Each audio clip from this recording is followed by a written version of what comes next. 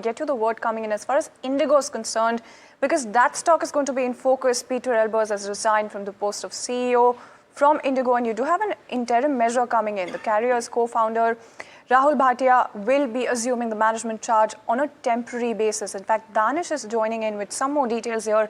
Danish, is quite the interesting development that we're looking at. What are the details to watch out for here? Well, that's correct. It is quite a very interesting development that we have seen over the past 24 hours.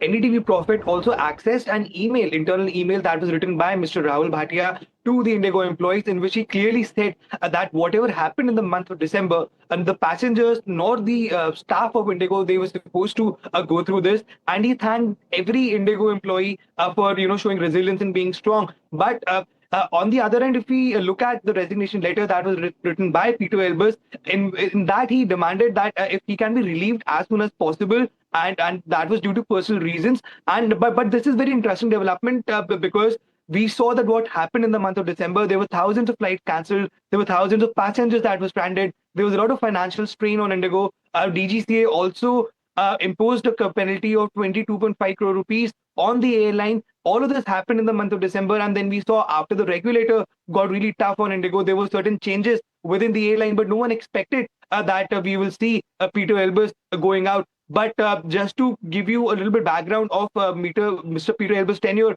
under his tenure, we saw airline placing massive orders, and then we also saw rapid expansion, not only domestically, but also internationally. But now, if we look at the current things, Mr. Rahul Bhatia, who's the founder and the MD of IndiGo, he will take charge as the interim CEO, and by that time, the airline will be scouting for the next CEO. No, absolutely, scouting for the next CEO, and that's the entire impact of the turbulence that we've seen. And you've been reporting on this very closely, Danish. But stay with us, because Air India, in fact, is introducing a phased increase when it comes to their fuel surcharges. And this is in terms of the Middle East war, as the kind of measure that they have. Get us a little bit more detail coming in as far as this fuel surcharge hike is also concerned. Well, if you are planning to catch your next Air India flight, whether it is domestic or international, it is going to cost you a bit more because of the tensions that we're seeing in the Middle East. It has completely translated into pressure on crude oil prices, and we are seeing the way volatility is happening in crude. So because of that, Air India has decided that starting 12th of March, even on domestic flights, there will be a 400 rupees fuel surcharge. Similarly, this will be also valid on flights to SAARC nations. And then if we look at the different breakup that the airline has given, all across the world, wherever you go, there is a minimum $20 to $30 hike of fuel surcharge that Air India has brought in.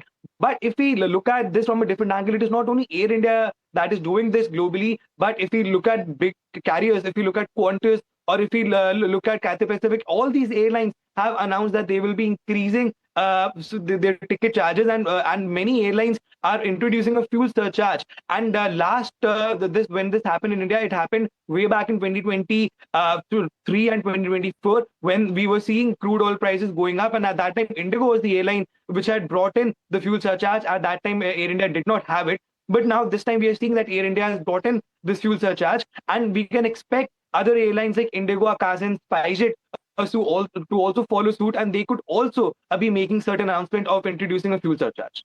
Absolutely. Thanks, Danish, for joining us with that update. So